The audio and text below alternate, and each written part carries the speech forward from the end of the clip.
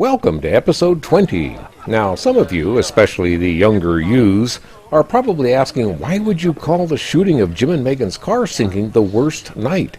The scene is pretty cool, and I get it. It is pretty cool, unless you know what we were going for. So here's the backstory.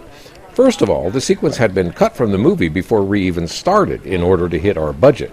We had to cut a number of things, even the character of Mindy, to get our green light. Imagine Tremors without Pogo Girl. Well, she got reinstated early on, but the car sinking stayed out until very late in production. By then, the studio had seen our footage, and they knew we were doing a pretty good job, and Jim Jacks, our amazing film buff executive, was very aware that the idea of a car sinking in dry dirt had really never been done. He finally said, "All right, we'll up your budget, shoot it." That's how it became the very last thing we shot.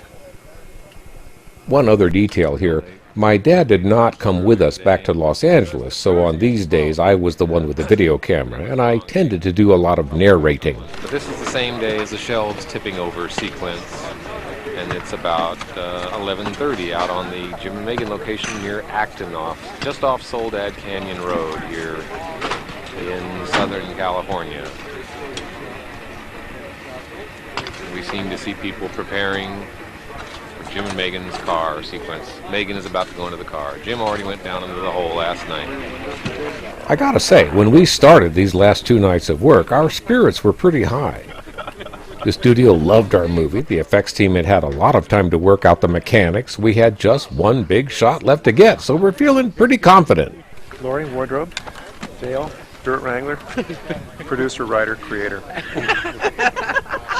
That's my partner, Brent Maddock. And we really were in kind of a festive mood. You know, I mean, it's like music all the time. That's still fine.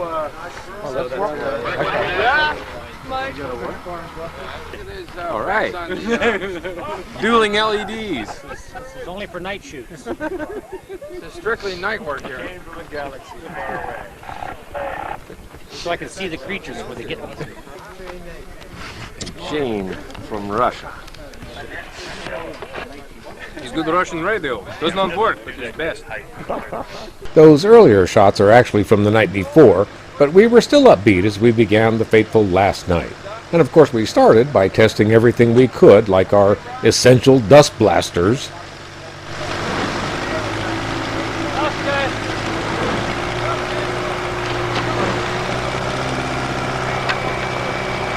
And Ron, of course, was planning his camera angles. Which side are you going to be shooting from, you think? All this side. All this side. Frontal side, this. So here we go.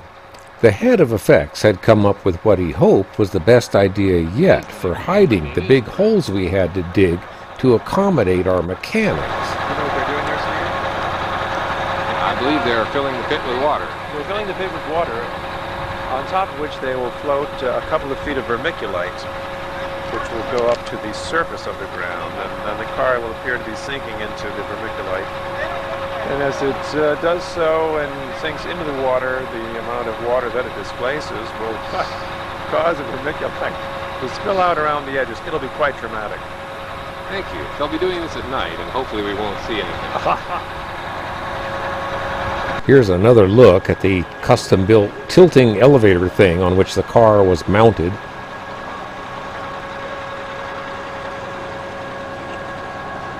Down in the pit, they had thrown in some fake rocks that they figured would add to the effect when they were pushed out as the car sank down in the water.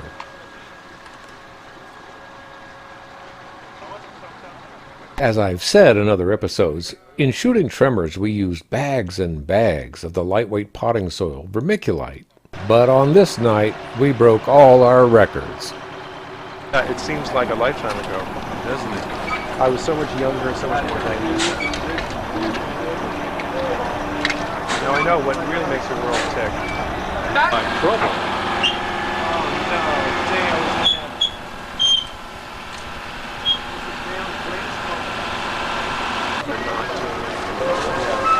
Which is silly in a way if they're investing in a film. They should replicate. Yeah, exactly.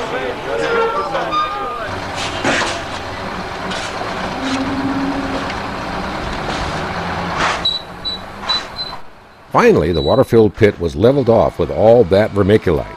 But then we got the first hint that something might not be right. The effects guys decided to bring the water truck back. Well, we're going to bring it back in now. We need more water in here. We figured out. You can hear me sort of second-guessing what's going on.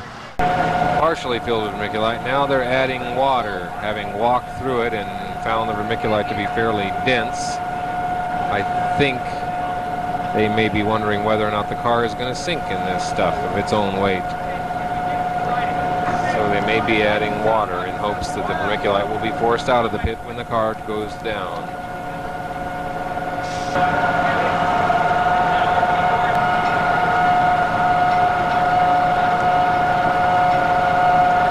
A moment of surreality. But eventually they said they were ready. Make sure that the high beams are on.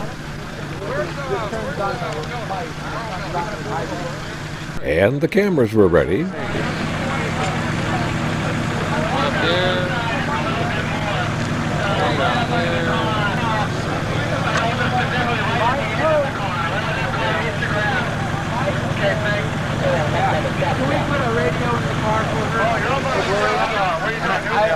I would also like to... A stunt woman stepped in for BB. Also doubled for Heather.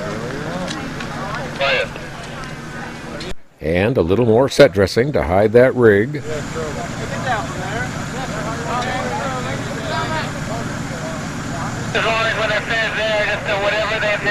And as always, get rid of those footprints. So, with anticipation about as high as it could be, we rolled on our big shot. Okay, here we go. Hey, Rick, count the strands in those cables. Yeah, could you count the strands in those cables for us? There was a momentary panic that the car's headlights were not on. Okay, go on in the shot. Okay. We're speeding, Ron. Okay, ready? Action!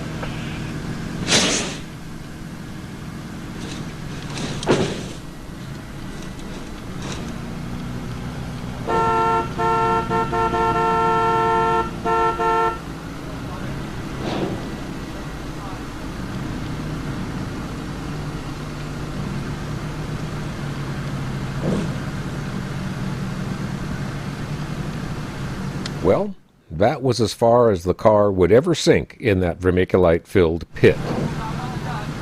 But I'm going to leave you with that cliffhanger. Please come back for the next episode where I'll tell you why and show you what we rather desperately did next.